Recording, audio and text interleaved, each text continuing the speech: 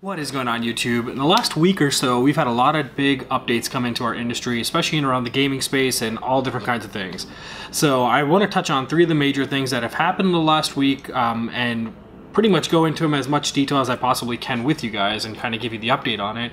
But the three main things I do want to talk about today are the PlayStation Classic, the Nvidia RTX 2080 series benchmarks, and of course the most anticipated feature of PlayStation Now, the downloadability. So let's take a look at that right after this.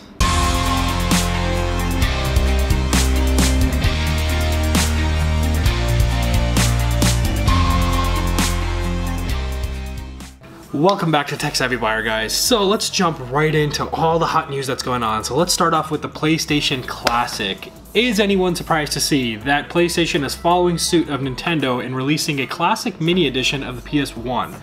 Now they're saying that there's going to be about 20 games in it, and they've given a list of a few games. Mainly the one that caught my eye the most was Tekken 3, because that was one of those games that I saw in the arcade a lot when I was growing up and as a kid, and I wanted to have that on PlayStation, and I did. So it was an amazing game, definitely one of the ones that set the tone for the series and made it really as famous as it is today, more so than the first and the second parts. But other than that, there's a bunch of different games that are going to come in as part of the 20. They haven't revealed a full list of games yet. But here's the actual trailer of the reveal where you guys can see what they're showing. But in the box, you'll get an HDMI cable, you'll get the original system, which is about 45% the size of the original one. So they shrunk it down quite a bit, you know, and on top of that, they're also including two controllers in there. But here's the thing, they're not doing the analog stick ones. Some people said it was because of cost, some people said it was because of some of the games that are in there. Either way, honestly, I really don't care if they don't put the analog sticks in there. I think it would have been better if they had put them in there, but if it's not in there, it's not going to be the end of the world. I think the games that go in there really will tell if you're going to need an analog stick in there or not. So nonetheless, it's still cool to see that they're following the same kind of thing that Nintendo did, right? Nintendo went out with the Super NES Classic, and then they did the SNES or SNES Classic. So it's just cool to see that all the different, you know, manufacturers are following suit of this, and I hope maybe Xbox can do the same thing, because that'd be awesome to have a mini Xbox. Imagine how cool that'd be. But maybe they'll do one with the PS2, because we all know that that was super popular. But anyways, I think that's huge news. You can pre-order it. The price they're asking for is $99.99, so just 1 penny short of $100. I think that's a little pricey, to be honest. But this is more or less one of those things for those people who are looking to, you know, get back in touch with that nostalgic feeling of having the PlayStation when it first launched back in 1994, and now being able to play that again. I think it's great for people who don't care about money too much, or you're a collector, or you want to do an unboxing. I know that I've already pre-ordered one. They're selling out pretty fast. They're already sold out on Amazon. They're sold out on Best Buy. They're sold out on Walmart.com as well. The only other place I know that you can still get them as of the time I'm putting up this video is on Target's website and GameStop. So it is $100 like I mentioned, so go ahead and take advantage of that while you still can. Moving on to topic number 2. So the Nvidia RTX 2080 Ti benchmarks finally came out, and I'm just going to rub it into everyone's face and I told you so. So as stupid as that sounds, I mean, the truth is, guys, it's $1,200 for a 2080 Ti versus a $700 1080 Ti. That's 71% more that you have to pay to get to the next generation.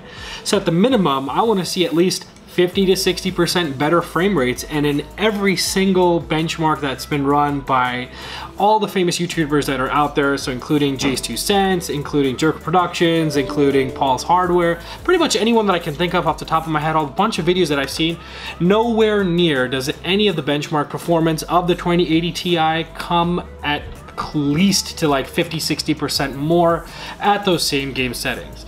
You know, and another interesting thing is that they released that RTX, the on-off feature, is not even available in pretty much any games. You can't even use it. So they have a launch date of September 20th, guys, which was yesterday. So people who went and bought this card are not even able to take advantage of the features that the entire keynote Nvidia had focused on. Think about that for a second. How stupid does that actually sound, right? Like, it feels like they really rushed this graphic card to the market. They didn't pay any attention to the frame rate performance that it would give people who are looking to get that 4K and 60 frames per second. Albeit it is definitely much more faster, or, you know, let me take that back. It's not much more. It's faster than the 1080 Ti you'd expect it to be. I mean, it's almost double the price, and it's coming out 2 years later. So I would hope that it is going to be better in performance, right? But given the amount of money you have to spend for it, it's just not where it needs to be. Like, I cannot tell anyone or advise anyone to go out and purchase any one of these things. Now, the one that's closer is the 2080, comparing that to the 1080 Ti. It was on par in most performance results, and in some cases, the 1080 Ti even actually outperformed. And mind you, all these benchmarks that I'm referring to are Founder Edition cards. These are not even aftermarket, which have been proven to show much more performance in the 1080 Ti variants, just going with an aftermarket card. So I think in summary and in conclusion of this, for those of you guys who watched my last video where I totally told you guys not to buy it, and you took that advice, I'm very happy that I was right. I'm very happy that you guys listened to that, and I'm just happy that I saved someone some money on this. For those of you guys who just went ahead and pre-ordered, well, I hope you guys learned your lesson. I mean, I'm not trying to rub it in, but in some cases, I think it did make sense for people to buy it. You know, if you're coming from a very, very long generational gap and you want the newest thing, then of course, go ahead and buy it. But if you're in the 10 series cards, it made no sense whatsoever switching to the the RTX series cards. So with that being said, benchmarks are in. Performance is horrible compared to the amount of money you're paying. Just keep that in mind. Overall performance is great, but DLSS and RTX are not actually features that are widely adopted in any of the games. It's just going to be one of those shiny badges that you put on your PC and you never really use, or only a handful of games actually use it. So that kind of sucks, right? Nonetheless, we'll move on from there. But the last topic of the day, which was probably my most anticipated, is that PlayStation Now. So this is Sony's game streaming version of Game Pass, or their Netflix of games or whatever. And they've got a pretty big library as well for those of you guys who don't know it. Anyone interested in PS Now, you can Google and check it out on Sony's website, or check out a bunch of different YouTube videos of people reviewing it. I personally haven't done one on it yet. But the most important thing, what really sucked traditionally with the PS Now service was the fact that all the games were streamed. You couldn't download them, and because of that, you'd had a lot of latency problems and you had a lot of issues with quality. So you'd get 720p resolution, you wouldn't get full resolution on some of the PS4 Pro optimized games and stuff like that. Now, finally, they're following what Microsoft did with Game Pass, and they're actually allowing people the ability to download the games. But here's a little caveat of it. You can only do this with PS4 titles and PS2 titles, and I suspect the reason that you can't do this with PS3 titles, which would have been awesome if they could and kind of sucks that they didn't, is because the hardware that was used in the PlayStation 3 was really different than anything that they've done with the PS2 or the PS4. PS4 is more similar to how a PC is in terms of like the way the components are set up, but a PS3 was a beast of its own, and for that reason it's been hard to get it to emulate across different platforms. So for a game to successfully run once you download it, it really needs to be running on an emulator, right? Because we know that the actual PlayStation 4 or the PlayStation 4 Pro don't have backwards compatibility. So because of that, they have to emulate it. Nonetheless, even though we don't get PS3 games, which is definitely a bummer, I am happy to see that the PS4 titles are at least coming, and the ability to get you to download that and play it without having any latency issues, without even having to be online. Oh, and check this, here's another really cool thing. If you get a game from PS Now and that supports multiplayer, you don't need PS Plus to play it.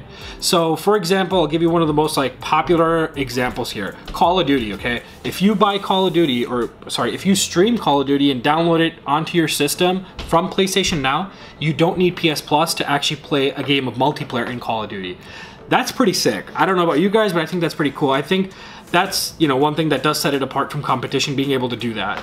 Now, hopefully they'll improve it. Let's look at this as like a foundational step in taking this streaming service towards the right way. To me, it's a big relief that they're not abandoning this service and kind of discontinuing things for it like they're doing with the PS Vita. They're very seriously vested in it. And it also means Microsoft is doing something right with Game Pass, right? Because Sony's definitely feeling the pressure now, guys. And it's time that they improve this service.